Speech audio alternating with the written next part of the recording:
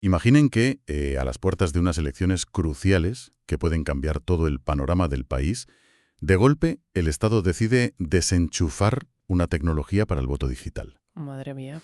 Sí, sí, y obligar a todo el mundo a volver al papel y al plástico de toda la vida. Y que justo ese mismo día el gobierno decide cambiar a sus máximos responsables en el área económica. Claro, el mismo día. El mismo día en el que se hace oficial que la inflación acaba de sufrir un repunte severo. A ver, hoy no es un día normal en la política española. Desde luego que no. Tenemos una fecha muy concreta sobre la mesa. Es viernes 27 de marzo de 2026.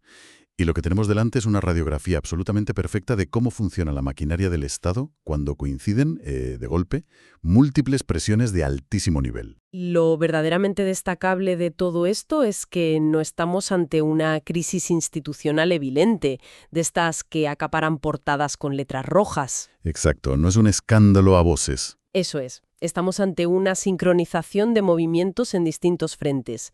O sea, si los ves de forma aislada, un cese publicado en un boletín, un dato estadístico sobre los precios o una resolución judicial, pues pueden parecer la rutina administrativa de siempre. Sí, burocracia pura y dura. Pero analizados en conjunto, revelan una coreografía defensiva espectacular. El sistema, ante la incertidumbre, activa sus mecanismos para blindarse. Totalmente. Y para entender cómo funciona ese blindaje paso a paso, contamos hoy con una montaña de fuentes sobre la mesa. Y bueno, quienes nos escuchan ya saben que el objetivo de esta inmersión a fondo no es repasar los titulares de la mañana. No, para nada. Se trata de conectar los puntos y entender el fondo del asunto. Porque hay mucha tela que cortar. Tenemos los boletines oficiales, tanto el BOE como el BOJA de Andalucía. Hay comunicados de la Moncloa, datos macroeconómicos preocupantes del Banco de España y del INE. Los del INE son, telita. Telita, sí. Y además el barómetro del CIS y resoluciones muy contundentes de la Junta Electoral Central y del Tribunal Constitucional. O sea, una avalancha de documentación jurídica, económica y demoscópica. Que, a ver, a primera vista puede parecer puramente técnica o un simple cruce de intereses burocráticos. Pero en realidad obedece a un patrón muy claro de gestión del riesgo político, porque todo gobierno, cuando percibe frentes de inestabilidad económica o territorial, busca asegurar sus posiciones más vulnerables, y más antes de que empiece a sonar la cuenta atrás de las urnas. Bueno, vamos a desgranar todo esto para ver cómo conectan las piezas. Y creo que debemos empezar por el flanco económico, el corazón del Ejecutivo, porque el Boletín Oficial del Estado de hoy trae novedades de las que marcan el rumbo de una legislatura. Sin duda, un cambio de peso. Exacto. María Jesús Montero cesa como vicepresidenta primera y ministra de Hacienda. Carlos Cuerpo asume esa vicepresidencia primera y Arcadia España toma el control de la cartera de Hacienda. Y la Moncloa ha escenificado este traspaso enfatizando machaconamente la idea de continuidad. Sí, el mensaje es que todo sigue igual. Eso dicen. Hablan de mantener la estabilidad económica, de fortalecer el estado del bienestar, la financiación autonómica y sacar adelante unos nuevos presupuestos generales. Pues fíjate, lo fascinante aquí es observar la enorme brecha que hay entre el hecho jurídico y la causa política. A ver, explícame eso. Pues que el BOE simplemente acredita un acto formal, un cese y unos nombramientos. Fin del trámite. Pero en la política se juega en la batalla por la narrativa. El Ejecutivo está intentando construir un marco de normalización absoluto frente a la opinión pública. Claro, que no parezca una crisis interna. Exactamente. No hay el menor rastro de urgencia en los discursos. Todo se empaqueta, digamos, como un procedimiento ordinario diseñado para inyectar rigor técnico y asegurar la gobernabilidad. Ya, pero ese discurso de rigor técnico se pone a prueba enseguida cuando uno mira los datos económicos reales que llegan hoy mismo. Porque la narrativa de continuidad choca frontalmente con lo que acaba de publicar el Instituto Nacional de Estadística. Madre mía, el dato de la inflación. Es que el IPC adelantado de este mes de marzo pega un salto de un punto entero hasta situarse en el 3,3% interanual. Es una subida muy agresiva en un solo mes. Agresivísima, con la inflación subyacente enquistada en el 2,7%. Y por si fuera poco, el Banco de España publica hoy proyecciones trimestrales lanzando una advertencia severa. Hay un clima de altísima incertidumbre por el conflicto bélico en Oriente Medio y las tensiones geopolíticas con Irán. Y todo esto recordando que ayer mismo, en el Congreso, el gobierno logró convalidar su plan anticrisis casi de milagro. Un auténtico milagro, sí. 184 votos a favor y 160 en contra. Es que esa votación tan ajustada es el síntoma de la enorme precariedad parlamentaria que existe. Pero el dato de la inflación, esa es la enfermedad subyacente que amenaza con desestabilizarlo todo. Desde luego. Un salto de un punto en el IPC significa que la energía, la cesta de la compra y los servicios básicos vuelven a presionar los bolsillos de la gente de forma inminente. Y el aviso del Banco de España señala que los shocks externos en el suministro global de crudo pueden mantener esta presión de precios elevada durante bastantes meses. Es que este movimiento en el gobierno me recuerda a un equipo de Fórmula 1. Imagina que deciden cambiar de piloto en el ecuador de la carrera. Arriesgado. Muy arriesgado. La estrategia de la escudería no cambia, el coche lleva el mismo motor, pero hacen el cambio de manos en el volante justo cuando las primeras gotas de lluvia empiezan a mojar el asfalto. ¡Qué buena analogía! Y ese salto del 3,3% en la inflación es, sin duda, la lluvia que amenaza con hacer derrapar al vehículo. Totalmente. Es que la función primordial de este cambio de caras es precisamente reducir la incertidumbre en los mercados financieros y tranquilizar a los socios europeos justo cuando los indicadores aprietan. Por eso suben a perfiles técnicos. Claro, Arcadi España asume Hacienda y Carlos Cuerpo asciende a la vicepresidencia primera porque el Ejecutivo necesita desesperadamente proyectar un perfil de solvencia técnica indudable. Si el coste de la vida vuelve a ser la preocupación principal en la calle, el Gobierno sabe que no puede permitirse debates internos ruidosos en su área económica. Pero a ver, yo me pregunto, ¿realmente un simple baile de nombres ministeriales logra frenar la desconfianza del Banco de España o aplacar a los mercados? Porque la inflación no baja mágicamente por poner a un ministro con un currículum más técnico. No, magia no hacen. Claro, es que la subida del petróleo o los problemas en Oriente Medio responden a dinámicas globales que escapan totalmente al control de la Moncloa. Es evidente que la inflación no se reduce por decreto, ni se arregla con una rueda de prensa. Pero lo que el Ejecutivo sí puede controlar es la señal política que envía a las instituciones que compran la deuda pública española. El mensaje a Bruselas, digamos. Exacto. Tener a perfiles marcadamente institucionales liderando la economía envía un mensaje directo a Europa. Ante el repunte inflacionario, el Gobierno priorizará el rigor fiscal sobre las presiones de gasto expansivo que suelen exigir los socios de coalición. Interesante. Esa percepción de control ortodoxo es la moneda de cambio para poder negociar cualquier flexibilidad presupuestaria en los próximos meses. Y es evidente que ese blindaje en Madrid, ese intento de proyectar rigor, no sirve de absolutamente nada si el Gobierno no tiene los votos en el Congreso para aprobar esos nuevos presupuestos. Sin votos no hay presupuestos. Así de simple. Así de simple. Y sabiendo que el calendario marca que la próxima semana, del 30 de marzo al 5 de abril, no hay pleno previsto, la acción política abandona el hemiciclo. Se traslada por completo a los despachos de la negociación territorial. A la política de pasillo y reuniones bilaterales. Eso es. Para asegurar apoyos, el presidente Sánchez ha tenido que abrir el tablero vasco y sentarse con Imanol Pradales en la comisión bilateral. Hay una coincidencia de tiempos en la agenda que evidencia cómo funciona la fontanería del poder. Cuando la actividad pública en el hemiciclo hace una pausa técnica, la maquinaria del Ejecutivo pisa el acelerador en privado. Claro, a engrasar la máquina. A engrasar las alianzas estructurales que mantienen viva la legislatura y sustentan esos planes anticrisis. Pues de esa reunión han salido anunciando 10 acuerdos concretos. Se incluye desbloquear transferencias históricamente pendientes del Estatuto de Guernica, tráfico, seguridad y hasta la gestión de los seguros agrarios combinados. Sí, una lista bastante variada. Pero los focos mediáticos se han ido directos a un anuncio muy específico, la creación de lo que han bautizado como un órgano bilateral aeroportuario. Menudo nombrecito, ¿eh? Sí, suena fuerte. Y el gobierno central intenta justificar todo este paquete bajo el paraguas del diálogo institucional, insistiendo en el respeto a la Constitución. Pero, a ver, hay que plantear la duda. Llamar a esto diálogo institucional suena a excusa de manual político. Ya, la frase comodín. Exacto. No es simplemente ceder parcelas de control sobre infraestructuras estratégicas porque necesitan urgentemente un puñado de votos en Madrid para sobrevivir a la inflación. A ver, si conectamos esto con la gobernabilidad general, queda claro que la política de alianzas se basa en un cruce constante de necesidades. El gobierno vasco arrastra una presión interna muy fuerte. Necesitan imperativamente mostrar a su electorado logros palpables. Claro, llevarse algo a casa. Eso es.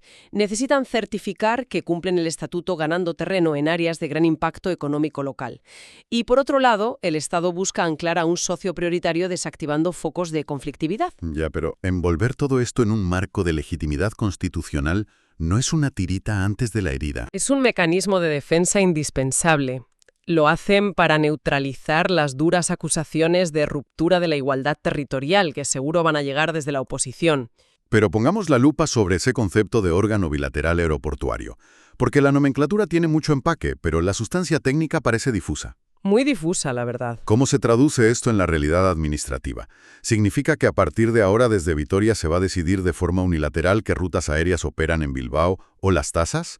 ¿O estamos hablando de una simple mesa técnica para tomar café y hablar del ruido de los aviones? Pues ese es el terreno crítico donde colisionan la propaganda política expansiva y la estricta ejecución del derecho administrativo. A ver, tradúceme eso. Actualmente, la red de infraestructuras de AENA es uno de los sistemas más rentables y centralizados de toda la administración estatal. Añadir el término bilateral sugiere ante la opinión pública una cesión de poder, una cogestión horizontal. Ya, suena a que mandan a medias. Exacto. Sin embargo, históricamente, esta clase de órganos de nueva creación suelen nacer con atribuciones muy limitadas. Foros de consulta, coordinación de accesos a las terminales, seguimiento de impacto ambiental, raramente logran capacidad ejecutiva real e inmediata sobre la titularidad o la estrategia comercial. Que sigue bajo tutela del Estado. Eso es. La infraestructura de interés general sigue siendo del Estado.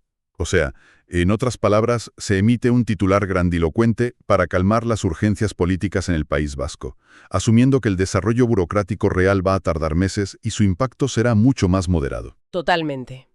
Siempre es necesario distinguir entre el ritmo frenético de los anuncios políticos y la lentitud exasperante de los boletines oficiales. Los tiempos de la burocracia. Las declaraciones ante la prensa aguantan cualquier interpretación. De hecho, el propio anuncio contempla una nueva reunión antes de verano. Esto indica que no estamos ante una transferencia cerrada, sino ante un proceso continuo de negociación. Ganan tiempo, básicamente. Ganar oxígeno político a corto plazo para ambas administraciones, mientras los funcionarios lidian con el encaje legal en un segundo plano. Y todo ese oxígeno que el gobierno intenta acaparar persigue un objetivo con fecha límite, porque el reloj electoral ya ha saltado por los aires. Ya lo creo que ha saltado. Hoy mismo, el Boletín Oficial de la Junta de Andalucía ha publicado la convocatoria formal de elecciones al Parlamento andaluz. La cita con las urnas será el domingo 17 de mayo de 2026. Y no es un proceso menor. Andalucía tiene un censo inmenso y un peso simbólico que va a arrastrar la política nacional. Y además, como telón de fondo de esa convocatoria, irrumpe el barómetro de marzo del CIS. Ajá, el CIS, fíjate. Sus estimaciones dibujan un mapa de alta tensión. Sitúan al PSOE en un 31,8%, al PP en un 23,3%, Vox con un 16,6%, Sumar en el 7,1% y Podemos reteniendo un 2,9%. Aunque siempre hay que leer la letra pequeña del CIS, ¿eh? Por supuesto, la propia nota metodológica subraya que son escenarios sociológicos y proyecciones, más que una intención de voto consolidada. Y aquí es donde se pone realmente interesante la cosa.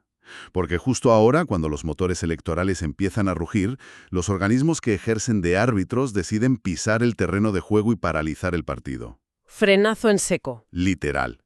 Hoy, la Junta Electoral Central, la JEC, ha emitido una orden que suspende los acuerdos que habilitaban el uso de aplicaciones móviles y sistemas de identificación digital para votar, ya fuera presencialmente o por correo. Han decretado un bloqueo temporal. Hasta tanto se garantice un control completamente seguro de la verificación de la identidad. Y se sabe que hay requerimientos del Partido Popular reclamando esta suspensión por miedo a brechas de seguridad. Es que es un tema muy delicado. A ver, es equivalente a que una enorme corporación decidiera frenar una actualización de software en millones de móviles la madrugada antes de lanzarla, solo porque alguien sugiere que hay un hipotético fallo de seguridad. Tal cual. Imagínate el caos. Y cabría preguntarse, ¿acaso las altas instituciones no deberían actuar como vanguardia en la modernización digital? En lugar de asustarse a la primera y forzarnos a volver a enseñar el DNI físico en una urna de metacrilato. Este debate nos lleva directamente al corazón de los cimientos de las democracias occidentales. Visto desde una lógica puramente empresarial o tecnológica, frenar la identidad digital parece una actitud anticuada, súper conservadora. Parece que volvemos al siglo XX. Sí, pero la Junta Electoral Central obedece a un mandato jurídico muy estricto regido por la máxima prudencia regulatoria. Su labor no es impulsar la innovación tecnológica del país. Su prioridad absoluta e innegociable es garantizar la seguridad jurídica integral del proceso. Claro, que nadie dude del resultado. Exacto.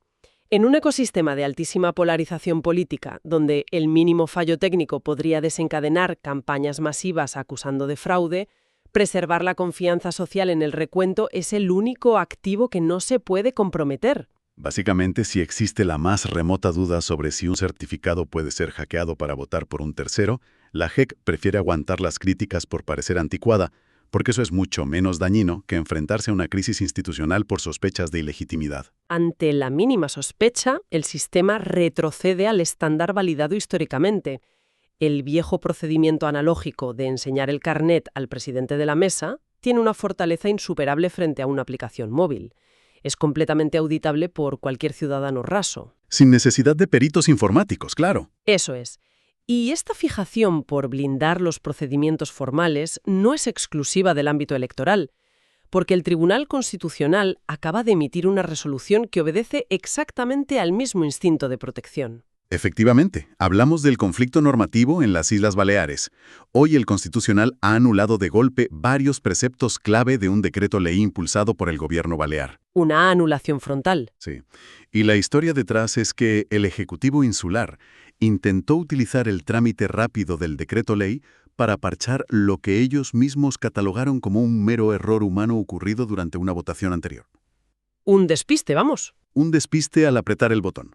Pero la máxima instancia judicial lo ha bloqueado por falta de, cito textualmente, presupuesto habilitante, y por emplear un cauce legislativo irregular. A ver, necesitamos arrojar luz sobre esto, porque hablar de falta de presupuesto habilitante suena a jerga de facultad de derecho pura y dura. Suena un poco críptico, ¿sí? ¿Qué significa exactamente que a la simple corrección de una errata le falte ese presupuesto? Pues, en términos sencillos, el Constitucional dictamina que el gobierno autonómico trató de utilizar un atajo privilegiado que la ley no permite para eso. La figura del decreto ley es un mecanismo excepcionalísimo, diseñado exclusivamente para situaciones de extraordinaria y urgente necesidad. Catástrofes, pandemias. Exacto. Este concepto de extrema urgencia es lo que los juristas llaman el presupuesto habilitante. Es la justificación de fuerza mayor que legitima un gobierno para aprobar normas saltándose los plazos de debate en el Parlamento. Ya, o sea que arreglar un error tipográfico no cuela como emergencia nacional. Para nada.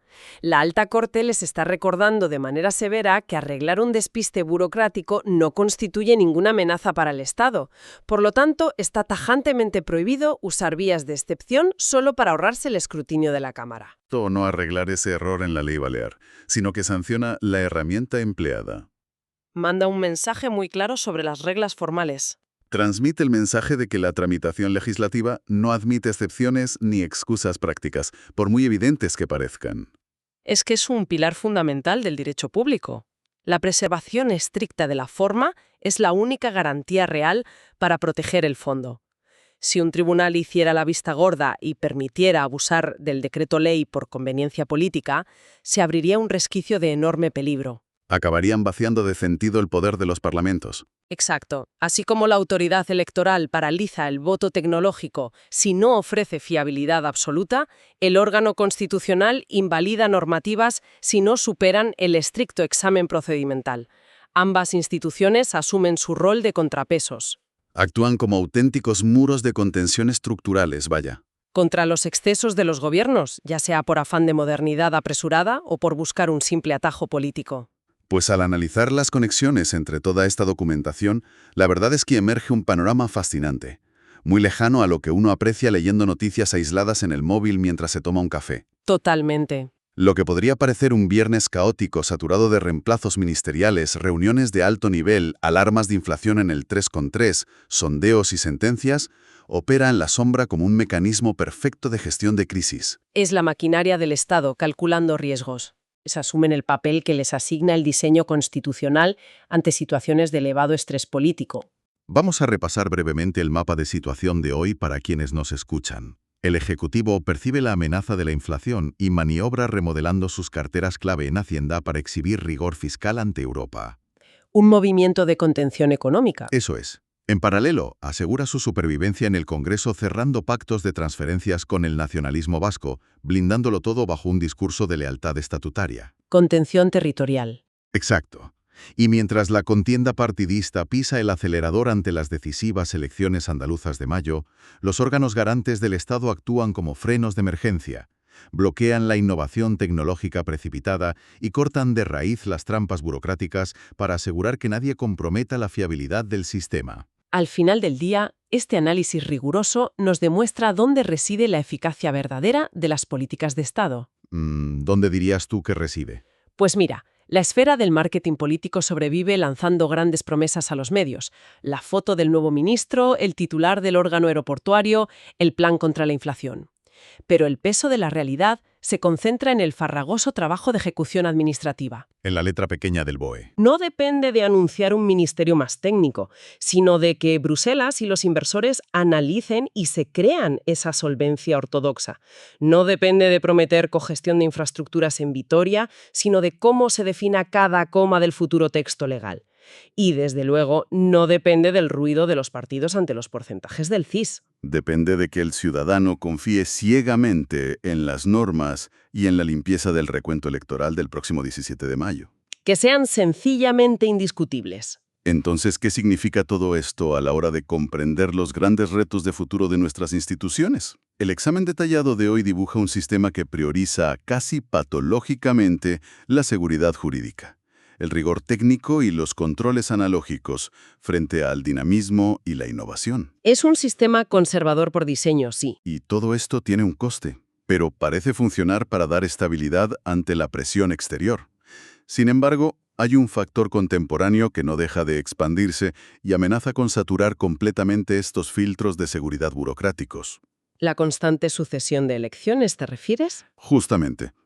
Se ha evidenciado hoy cómo una sola convocatoria electoral autonómica es capaz de tensar todos los resortes de control, reordenar prioridades legislativas y paralizar modernizaciones. Pone todo patas arriba. Si el complejo motor del Estado necesita esta inmensa dosis de precaución, control exhaustivo y alianzas estratégicas para absorber impactos globales y mantener la solvencia, surgen dudas muy serias sobre la viabilidad del modelo actual en un entorno de campañas constantes. Es una reflexión muy pertinente. Si un gobierno tiene que revalidar su mandato y someter cada decisión económica o institucional de gran calado a la evaluación de las urnas cada escasos meses, ¿es realmente posible diseñar y ejecutar reformas económicas estructurales de fondo? ¿O la superposición continua de los calendarios electorales están convirtiendo la gestión del Estado en una maquinaria condenada a la táctica del corto plazo permanente? Donde planificar a largo plazo es casi imposible. Donde planificar políticas públicas a 5 o 10 años vistas se ha vuelto sencillamente una misión casi irrealizable. Y nos queda preguntarnos si, en las democracias de las próximas décadas, la fricción del mundo analógico, esa lentitud desesperante de los trámites en papel, terminará siendo vista no como un defecto de sistema, sino como la medida de seguridad indispensable para evitar que la inmediatez digital lo haga saltar todo por los aires. Ahí queda eso, para darle una vuelta.